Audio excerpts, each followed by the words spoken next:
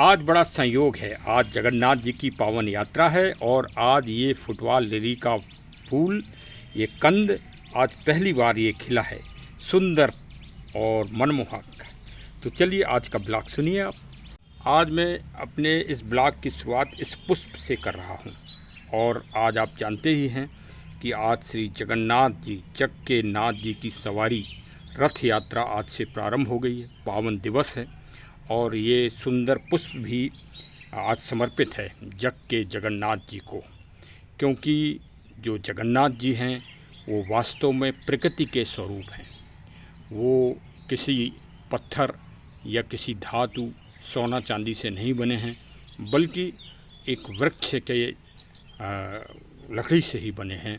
इसलिए वास्तव में वो दुनिया के अद्भुत और अलौकिक भगवान हैं, भगवान के विग्रह हैं और भगवान कृष्ण के स्वरूप हैं और वो प्रकृति में ही समाहित हैं। तो चलिए आज का ब्लॉग पूरा सुनिए और आपको बहुत ही अमूल्य और अनोखी जानकारी प्राप्त होगी कि वास्तव में भगवान का असली अर्थ क्या है, जगन्नाथ जी का, और उनका मोटिवेशन और उनकी प्रेरणा क्या है, उसको जानिए। उस रथ यात्रा में तो दसियों लाख लोग इकट्ठे होते ही हैं। वो तो आनंद है, आनंद बरस रहा है। आज जगन्नाथपुरी में आनंद बरस रहा है, लेकिन उस आनंद के पीछे असली मोटिव क्या है भगवान का मानव के लिए, उसे समझने की ज़रूरत है। साथियों, सर्वप्रथम तो आज जय जगन्नाथ, जग के नाथ की जय जयकार हो। वास्तव में ये एक विचारधारा है कि हमने जग के नाथ मतलब पूरे विश्व के कल्याण के लिए भगवान को उड़ीसा के पुरुषोत्तम क्षेत्र में विराजमान हमारे पूर्वजों ने किया है, या भगवान स्वयं विराजमान हुए हैं। ये तो एक मंथन का विषय है। मानव अपनी तर्क बुद्धि से, विशाल बुद्धि से भी और संकीर्ण बुद्धि से इस पे मंथन करता ही रहता है। तो हमारा चैनल तो ज्ञान एंड नॉलेज है और मैं राम प्रताप सिंह कुशवाहा, और आज हमारे चैनल की विशेष शाखा मंथन और आज का विचार। आज के विचार में श्री जगन्नाथ यात्रा का शुभारंभ हो गया है और तीनों रत्न जड़ित रथ चल दिए हैं। उड़ीसा के राजा मतलब प्रजातंत्र का मूल एक राजा होकर रथों के आगे झाड़ू लगाएंगे, सेवा देंगे, और ये वास्तव में एक प्रजातंत्र का मूल है कि राजा और रंक ईश्वर के सामने सब बराबर हैं। अगर आप विचारधारा का मंथन करें तो लोकतंत्र और प्रजातंत्र की इससे बड़ा और मोटिवेशन और प्रेरणा और कोई नहीं हो सकता है। आप भी सोच रहे होंगे कि ये राम प्रताप सिंह कुशवाहा जी समय बर्बाद करते हैं और कुछ नई चीज़ तो बताते नहीं। तो भाई मैं आज आपको बता रहा हूँ कि आज पूरे राष्ट्रीय चैनल, पूरे विश्व के राष्ट्रीय चैनल सिर्फ गाथा गा रहे हैं कि रथ निकल रहे हैं और अपार जन समूह जगन्नाथपुरी में विराजमान है और विभिन्न तरह के और अलंकार पूर्ण वार्ता कर रहे हैं। लेकिन जो हमारे ब्लॉग की वार्ता होगी वो एकदम अलग होगी और आज तक आपने वो वार्ता नहीं सुनी होगी। और ये तो एक मंथन है, मंथन करके ही नए विचार निकलते हैं। तो आज के मंथन में एकदम नया विचार आपको निकलेगा। देखिए, वो सब तो आपको राष्ट्रीय चैनल और विभिन्न चैनल आपको बता ही रहे हैं। हम आपको बिल्कुल अलग चीज़ बताएंगे और वो एकदम अलग होगी। उसे आप सुनिए और उन जड़ी बूटियों की खोज करिए। जब भी आप बीमार हो जाएं तो आयुर्वेद का पालन करिए और आयुर्वेद में वही चीज़ों का उपयोग करिए जो भगवान जगन्नाथ जी जब बीमार हो जाते हैं तो उन जड़ी बूटियों का उपचार उनका उसी तरह से होता है जैसे एक साधारण मनुष्य जब बीमार होता है तब इलाज उसका होता है। देखिए, ये आषाढ़ का मास है, मतलब अब बारिश हो रही है, तापमान घट रहा है और बढ़ रहा है। ये इस बात का प्रतीक है कि इस समय आदमी, आप सर्वे कर लीजिए पूरे भारत का और अखंड भारत का, जिसमें बांग्लादेश, पाकिस्तान, बर्मा, सब, अफ़गानिस्तान सब शामिल हैं, उनको निकाला मत करिए। जब आप विवेचन करेंगे, ऐसा नहीं है कि वो अगर संप्रदाय से मतलब अलग मजहब के हो गए हैं तो वहाँ कोई आदमी के स्वास्थ्य में या आदमी की शारीरिक बनावट में कोई अंतर आ गया। नहीं नहीं, आप धोखे में हो। कोई अंतर नहीं आता। जो जोग्राफिकल पोजीशन में जिस क्षेत्र का आदमी, चाहे उनके बाबा परदादा जैसे रह रहे होंगे वैसे ही वो भी आज रह रहे हैं। कोई मजहब अजहब तो ये हम मानव क्रियाएं हैं हम लोगों की, ऊपर से सब वही है, सर्वहारा सर्वहारा सर्व, हाँ, जिसे आदम कहा जाता है, जिसे मनुष्य कहा जाता है, ऊपर से सब वही हैं। और भाई जगन्नाथ जग के स्वामी वही हैं, जो एक पावर है जो सब दुनिया को चला रही है। उसे हम किसी भी रूप में कह लें, गॉड कह लें, अल्लाह कह लें, भगवान कह लें, ईश्वर कह लें, वाहे गुरु कह लें, कुछ भी कह लें, जैन धर्म के प्रवर्तक साहब कह लें, बुद्ध जी कह लें, महावीर जी कह लें, सब वही हैं, सब एक ही शक्ति है। तो चलिए आज का विमोचन होगा। विशेषकर देखिए, सबसे बड़ा ज्ञान जगन्नाथ जी से ये लीजिए कि आयुर्वेद इस दुनिया का सबसे बड़ा स्वास्थ्य का मंत्र है। उसका पालन करिए, उसका उपयोग करिए, उसका सेवन करिए और शरीर को स्वस्थ रखिए। और प्रजातंत्र, कोई राजा मत समझे अपने आप को, समय के हिसाब से, समय विवेक परिस्थिति, समय और बल के अनुसार जो चलता है वही इस जीवन में सफल होता है। श्री रामचरितमानस में भगवान प्रभु श्री राम जी का ये एक अमिट संदेश है। राम और जग में, कृष्ण में कुछ बटा नहीं है। कई तथाकथित लोग तो अब तो राम और शिव में बांटने के लिए संसद में भगवान शिव के चित्र का प्रदर्शन कर रहे हैं। वो उनसे मैं अनुरोध कर रहा हूँ कि श्री रामचरितमानस का थोड़ा पाठ सुन लिया करें किसी उच्च आचार्य से। तो खैर चलिए, ये विषय आज अलग हो जाएगा और ये तथाकथित राजनीतिक संकीर्णता है। हम तो आज जग के स्वामी जी की ही बात करेंगे, जगन्नाथ जी की, जिनका जो मंदिर है वो वास्तु की दृष्टि से अद्वितीय है। और आज के जो इंजीनियर हैं, जो बड़ी बड़ी डिग्रियां लेते हैं, करोड़ों रुपए पढ़ाई में खर्च करते हैं, वो वहाँ पहुँच के बौने साबित हो जाते हैं। बौने, जैसे ऊँट के सामने गीधड़, उस तरह के इंजीनियरों की स्थिति होती है। आज तक शोध ही नहीं कर पा रहे हैं कि इतने विशाल मंदिर की छाया जाती कहाँ है, पानी कहाँ जाता है। ये झंडा जो लगा है, मतलब वो झंडा उल्टी दिशा में क्यों फहरता है? जिस दिशा में हवा चल रही होती है उस दिशा के उल्टे वो फैलता है। हाँ, ये एक बहुत बड़ी बात है। तो भाई चलिए, आज प्रभु जगन्नाथ जी रथ यात्रा में निकल पड़े हैं भ्रमण के लिए। स्वस्थ होने के बाद बीमार कब पड़ते हैं आप ये भी जान लीजिए। बीमार पड़ते हैं प्रभु जगन्नाथ जी ज्येष्ठ पूर्णमासी को। पूर्णमासी को वो मंदिर प्रांगण से बाहर, मतलब जब स्नान के लिए निकाले जाते हैं और ठंडे पानी से उनका स्नान होता है, तभी प्रभु बीमार पड़ जाते हैं। और बाकायदे उनको पेचिश होती है और वो होती है, सारी स्थिति होती है, शरीर का तापमान भी बढ़ जाता है। देखिए, ये तो आप जान ही लीजिए कि भगवान जगन्नाथ जी का हृदय 24 घंटे उसी तरह से धड़कता है जैसे हमारे आपका दिल, मतलब हार्ट धड़कता है। हाँ, बड़ी दुर्लभ चीज़ है जगन्नाथ जी में। हाँ, अभी मैं दर्शन करने तो नहीं जा पाया हूँ, प्रभु से प्रार्थना करता हूँ कि अपने दर्शन दें। और सबसे बड़ी बात यह है कि जो हमारा चैनल पर्यावरण, प्रकृति और जड़ी बूटी आयुर्वेद के संरक्षण व संवर्धन के लिए जो एक जागरूकता अभियान चलाए हुए है, चलाते ही रहता है हमेशा। भाई मानसून आ गया है, वृक्ष लगाइए। तो हम जगन्नाथ जी के इसलिए इष्ट हैं वो हमारे कि वो प्रकृति प्रदत्त हैं। जो मूर्तियां हैं वो पत्थर की नहीं हैं, वो किसी सोने चांदी धातु की नहीं हैं, वो वृक्ष के तने से बनती हैं, वो भी नीम के वृक्ष से। कितना बड़ा आयुर्वेद का ज्ञान जगन्नाथ जी दे रहे हैं कि भाइयों, हे भारत के वीरों, अपने अपने घर के सामने नीम का पेड़ लगा लो, स्वस्थ वातावरण बना लो, स्वस्थ रख लो। और यही समझ लो कि एक जगन्नाथ जी का पेड़ लग गया ये नीम का। पहले देखो, सारे बुजुर्ग अपने घरों के सामने नीम का पेड़ ही लगाते थे। वैसे कई लोग थोड़ा सा और विचार करते हैं, वो अलग। जब आप लगाने लगो पेड़ तो हमें फ़ोन कर लीजिएगा, तब हम और आपको बताएंगे, अच्छी तरह से चिंतन करके बताएंगे कि घर के सामने कौन सा पेड़ लगाएं। लेकिन नीम के पेड़ चारों तरफ लगाइए, गांव, शहर, नगर, अब बताइए, नीम जामुन आम के पीछे तो इतना कुठारा घात हुआ है, ऐसे ऐसे मतलब वो आ गए हैं पेड़ काटने वाले यंत्र, 1 मिनट में दरख्त पेड़ को गिरा देते हैं, चीत्कार करके गिर जाता है पेड़। भगवान ने उसी लकड़ी से अपना स्वरूप लिया है। हे जग वालों, हे दुनिया वालों, हे वर्ल्ड वालों, वोमेन मैन एंड वोमेन, कुछ भारत से सीख ले लो।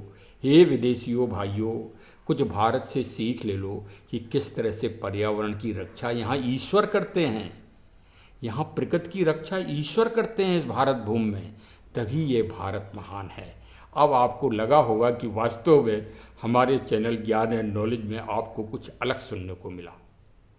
हाँ, 2 चीज़ें, प्रकृति पर्यावरण की रक्षा के लिए भगवान जगन्नाथ समर्पित हैं। आयुर्वेद का ज्ञान जन जन को दे रहे हैं, प्रजातंत्र का ज्ञान जन जन को दे रहे हैं, लोकतंत्र का ज्ञान जन जन को दे रहे हैं, समतावादी का सिद्धांत जन जन को देते हैं, स्वतंत्रता का सिद्धांत सबको देते हैं, और अद्वितीय वास्तुकला का सिद्धांत सबको देते हैं, पूरी दुनिया को देते हैं। और जो चमत्कार हैं उनके इधर की, उनके ऊपर से कोई पक्षी मंदिर के ऊपर से आज तक नहीं उड़ पाया, हवाई जहाज तक नहीं उड़ते हैं, एरोप्लेन भी नहीं निकलते हैं ऊपर से। हाँ, और 22 सीढ़ियाँ हैं, 22 काल 22 कुरीतियों के दूर करने के, जो भगवान जगन्नाथ जी के दर्शन 22 सीढ़ियाँ चढ़ के कर लेता है, उसके पाप और उसके 22 जो ग्रंथियाँ हैं शरीर की, वो शुद्ध हो जाती हैं।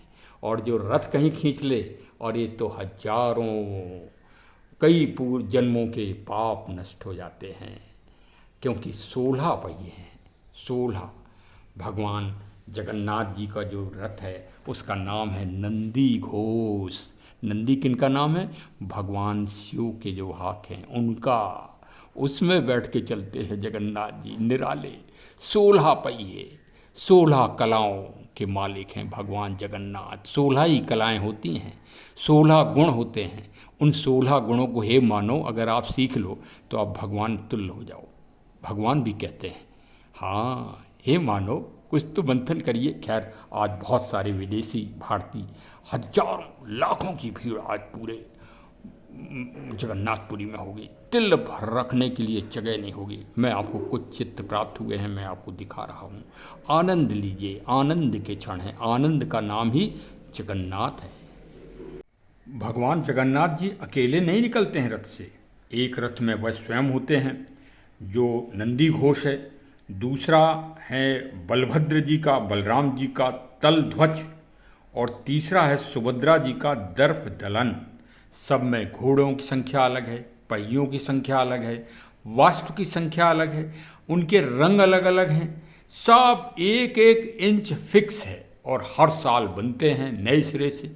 और जो है बड़े मनमोहक और बहुत ही आकर्षण अलौकिकता होती है इन रथों में।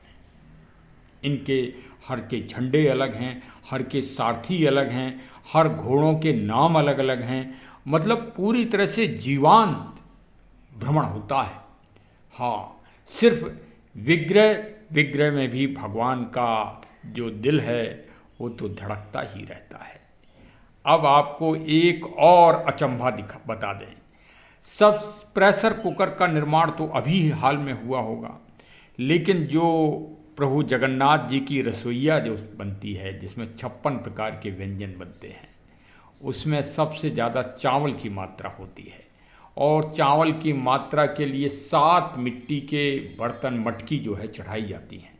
और ऐसा अद्भुत और अलौकिक चमत्कार देखिए कि सबसे पहले सबसे ऊपर वाली मटकी के चावल पकते हैं, फिर दूसरी वाले के, फिर तीसरी वाले के, और आग सबसे नीचे सबसे बड़ी वाली मटकी के नीचे जलती है, उसके चावल सबसे बाद में पकते हैं। अरे भाई वैज्ञानिकों, रसोइयों वाले, भोजनालय वाले, जरा इस विज्ञान को भी तो समझ लो। वहाँ हर चीज़ वैज्ञानिक है, कोई भी चीज़ अवैज्ञानिक नहीं है। भगवान का जो स्वरूप बनता है वो भी महाविज्ञान है। बिगर हाथ के भगवान हैं और आँख इतनी बड़ी बड़ी हैं। भगवान कहते हैं इस आँख से सुंदरता देखो, किसकी? भौतिक जगत की और ईश्वरी जगत की, और आकलन करो और स्पष्ट देखो, स्पष्ट समझो। दुनिया को देखो, देख के ही विश्वास करो। भगवान का ये आशय है कि पहले बिगड़ देखे विश्वास मत करो। हाँ, कि जैसे अभी चुनाव के टाइम पे संविधान बदल दिया जाएगा, संविधान बदल दिया जाएगा। अरे संविधान कोई गुड़िया गुड्डा खेल है जो बदल दिया जाएगा? हाँ, और संविधान जिसने बदला वही आवाज़ लगा रहा है, एक अचंभा देखा रे भाई, ठाड़ा सिंह चरावे गाई। ऐसा होता है। इसलिए भगवान जगन्नाथ जी कहते हैं, आँख आपको दी है भगवान ने, खूब अच्छी तरह देखो तब विश्वास करो। और वही गीता कहती है कि तर्क करो, जिज्ञासा करो और फिर सत्य को समझो कि सत्य क्या है। हमेशा सत्य को समझने का प्रयास करो, चाहे काम छोटा हो या बड़ा, भगवान कहते हैं। अच्छा, भगवान जगन्नाथ जी जो बीमार हुए वो कोई कपोल कल्पित नहीं है। 15 दिन जब बीमार होते हैं भगवान, तो रसोई जो 56 प्रकार के व्यंजन बनते हैं वो बंद हो जाती है, रसोईया बंद हो जाती है, राजशाही जो व्यवस्था है वो बंद हो जाती है। और क्या बनती है फिर वहाँ? दलिया, खिचड़ी और उस तरह के वो जड़ी बूटियाँ बनाई जाती हैं, पकाई जाती हैं। और कौन कौन सी जड़ी बूटी के नाम भी आपको बता दें। बेल, जो बेल भगवान शिव को चढ़ता है वो, दसमूली, सालापर्णी, कृष्णपर्णी, लंबिता, कोली, तिगोखरा, फणफणा, बृहति, अकराती, गम्हारी आदि जड़ी बूटियाँ हैं जो दिव्य, और गिलोय, ये सबके काढ़े बनाए जाते हैं। वही काढ़े जो कोविड कोरोना में आपके काम आए और भारतीयों की जान बचा गए, जिस पे अभी महायुद्ध हो रहा है। एलोपैथी के डॉक्टर जो संस्थाएं हैं उन्होंने जो है विवाद खड़े कर दिए हैं। माननीय सर्वोच्च न्यायालय उन विवादों को निपटा रहे हैं और आयुर्वेद को एक षड्यंत्र के तहत नीचा दिखाने का प्रयास किया जा रहा है। अरे आयुर्वेद तो भगवान से जुड़ा है, हे भारतीयों जरा ध्यान दो, हैं? अरे आयुर्वेद का ही उपयोग करो। हाँ, गोली लग जाए, हड्डी टूट जाए, एक्सीडेंट हो जाए, तुरंत हम ये नहीं कह रहे हैं कि एलोपैथी व्यवस्था अच्छी नहीं है, वो भी अच्छी व्यवस्था है और वो भी सुश्रुत के द्वारा दी गई है। ऐसा नहीं है कि वो कोई अंग्रेज़ों के बापों ने सीखी है ना, वो सब भारतीयों के पूर्वजों ने सीखी है। धोखे में रहें, पहले जनक हैं सर्जरी के सुश्रुतो, इससे भी सीख ले लो। हाँ, हमारे इधर पहले गोलियां लगती थीं तो गोली आयुर्वेद की दवाओं से ही निकाल दी जाती थी शरीर से। यही ज्ञान दे रहे हैं भगवान जगन्नाथ जी कि भ्रम में मत रहो भारतीयों, आयुर्वेद को दुनिया का सिरमौर बनाओ। अब आपको मौका है। आपके देखो गीता में भी कहा है, यदि आप ईश्वर से मांगोगे नहीं, ईश्वर के सामने कोई प्रयास नहीं करोगे तो आपको कुछ नहीं मिलना। गीता में स्पष्ट लिखा है कि जो आप हृदय और मन से मांगोगे ईश्वर वो प्रदान करेंगे। बस आपका समर्पण चाहिए कि आप कितनी समर्पण और नियत आपकी चाहिए। नियत आपकी मानवता के कल्याण के लिए है, लोकहित के कल्याण के लिए है, तो ईश्वर वो चीज़ आपको देंगे ही, ये वचनबद्धता है। और जगन्नाथ जी भी यही वचन देने के लिए भ्रमण कर रहे हैं। अच्छा, और जो बीमार होते हैं वो बीमार ऐसे नहीं होते। पुराने ज़माने में माधव दास जी थे, भगवान के सेवक, वो बीमार हो गए और उनका अंतिम समय आ गया और उनको भीषण कष्ट हुए। भगवान जगन्नाथ जी उनके कष्टों को नहीं देख पाए। वो उनके कष्टों के निवारण के लिए और उनकी सेवा करने के लिए बालक का रूप रख के आ गए। और फिर उन्होंने ये भी उनको ज्ञान दिया कि माधवदास जी इन कष्टों को इसी जन्म में सह लो, नहीं तो आपको अगला जन्म इन कष्टों को सहने के लिए फिर से लेना पड़ेगा, मानव जन्म।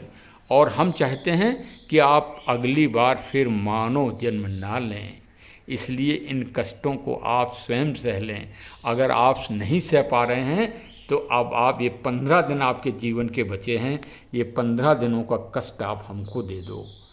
माधवदास समझ गए कि भगवान हैं, आ गए हैं हमारी सेवा के लिए। माधवदास असहाय हो गए, समझ गए कि ईश्वर हैं और उन्होंने वो 14 दिन 15 दिन के लिए अपनी बीमारी भगवान को दे दी और भगवान ने वो बीमारी स्वयं वर्ण की। ये है इतिहास। और आपको ये भी बता दें कि 12वीं शताब्दी में ये दिव्य मंदिर बना है। वैसे तो जगन्नाथ और पुरुषोत्तम क्षेत्र सतयुग से है, हाँ, लेकिन फिर भी राजा महाराजाओं के जो लोग बाग तरह तरह के तर्क करते रहते हैं, राजाओं महाराजाओं की मानवता और लोकहित पर प्रश्न उठाते हैं और उन्हें बदनाम करते हैं, वो छोड़ दीजिए। उन्होंने देश के लिए, समाज के लिए, नागरिकों के लिए हमेशा बहुत कुछ किया है और भगवान के लिए भी किया है। 1174 में ये श्री अनंत वर्मन, राजा अनंत वर्मन साहब थे, उन्होंने स्थापना कराई थी। फिर मालवा के राजा इंद्रयुमन,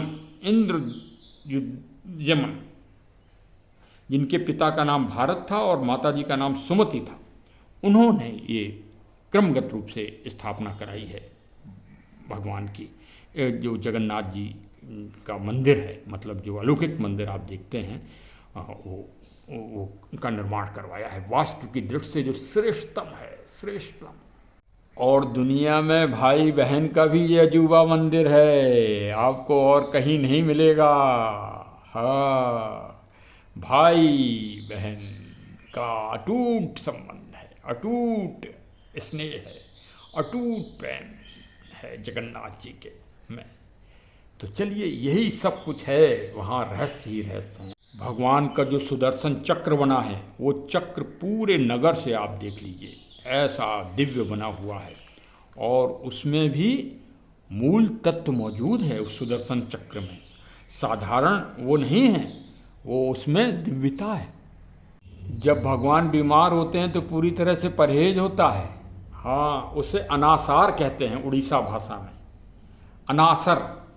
वो घर में एकांत में रहते हैं और उनका बाकायदे वैद्य जी आते हैं इलाज करने के लिए, उनका तापमान लिया जाता है, उनको गीले पानी की पट्टियाँ रखी जाती हैं उनके तापमान को कम करने के लिए, और उन्हें लेप लगाए जाते हैं चंदन और ठंडी ठंडी चीज़ों के। इस तरह से आयुर्वेद का संरक्षण होता है। प्रभु जी, ये समझ लीजिए भारत का आयुर्वेद कहाँ तक है, भगवान का इलाज करता है आयुर्वेद आज इस वर्तमान कलयुग में। हाँ, वहाँ एलोपैथी नहीं चलती। अब भाई एलोपैथी वाले कहीं लड़ जाए, ध्यान रखो, क्योंकि आजकल षड्यंत्र ही षड्यंत्र चल रहे हैं। दवाइयों में तो इतने षड्यंत्र चल रहे हैं जिसकी कोई हद नहीं, समझ लीजिए आप। लूटा जा रहा है, हम भारतीयों को ही नहीं लूटा जा रहा, पूरी दुनिया को लूटा जा रहा है, माफियागिरी है इसमें। तो भैया आयुर्वेद की जड़ी बूटियाँ लगाइए, पेड़ पौधे लगाइए, संरक्षण करिए। अरे एक जामुन का वृक्ष भी आयुर्वेद है, एक बेल का वृक्ष भी आयुर्वेद है, एक नीम का वृक्ष भी आयुर्वेद है, हाँ, और योग क्रिया भी आयुर्वेद है, हाँ, ध्यान क्रिया भी आयुर्वेद है। पीपल का वृक्ष, बरगद का वृक्ष, पाखर का वृक्ष, एक दूब, भारत में एक दूब जो भू आंवला होता है, वो भी जो है एक घासी तो है, लेकिन भू आंवला लीवर के लिए रामबाण है। अर्जुन की छाल हार्ट के लिए है। कितनी चीज़ें आपको गिनाएं, ये सब आयुर्वेद ही हैं, दवाएं हैं ये।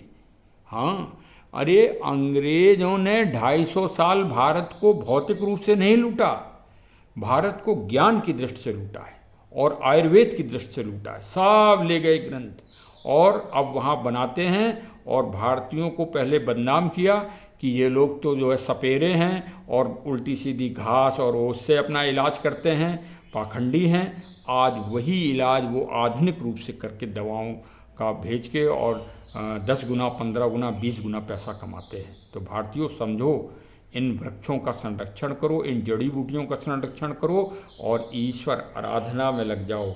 रथ अगर न खींचा हो, नज़दीक हो तो पहुंच जाओ, रथ खींच लो, हाँ, जिससे अपना और अपने पूर्वजों का भी कल्याण करो। अब देखिए, हम भगवान से निवेदन कर रहे हैं कि भगवान हमको भी बुलाएं, इस साल नहीं तो अगले साल बुलाएं, हाँ, और अपने दर्शन दें और साथ में रथ खींचने के हमको भी अपना जो है मौका दे दें, सेवा का, हाँ, सेवा का मौका दे दें। चलिए साहब, अब हमारे चैनल को आप ज़रूर सब्सक्राइब कर लो भाई। ऐसी अद्भुत जानकारी आपको किसी चैनल में नहीं मिलेगी भाई। देखिए, सरल और सहज भाषा में, हाँ, हम तो सरल भाषा में समझाते हैं और विस्तृत रूप से समझाते हैं। हाँ भाई, अब सब्सक्राइब कर लीजिए और बटन दबा दीजिए नोटिफिकेशन की। देखिए हमारे गुरु जो हैं, जो व्हाट्सअप के गुरु, मतलब इसके यूट्यूब के गुरु हैं, वो कहते हैं कि भाई निवेदन सबसे कर लिया करो हाथ जोड़ के। हाँ, क्योंकि हाथ जोड़ के निवेदन करो, क्योंकि इसमें भी आजकल प्रतिस्पर्धा और कंपटीशन बहुत ज़्यादा हो गया है। तो चलिए साहब, अब जुड़ जाइए, सबको मिलने जुलने वालों को भेजिए, जिससे ईश्वर की भक्ति, ईश्वर की श्रद्धा, अध्यात्म के और धर्म के साथ ही आयुर्वेद और स्वास्थ्य इस देश में बढ़े, सभी नागरिक स्वस्थ हों। तब आप ईश्वर की आराधना और ईश्वर की सेवा और ईश्वर का ध्यान ज़्यादा अच्छी तरह से कर सकेंगे जब आप स्वस्थ होंगे, हेल्दी होंगे, आपका मन स्वतंत्र होगा। मन के हारे हार है, मन के जीते जीत। चलिए साहब, बहुत बहुत धन्यवाद। जय हिंद, जय हिंद, जय हिंद।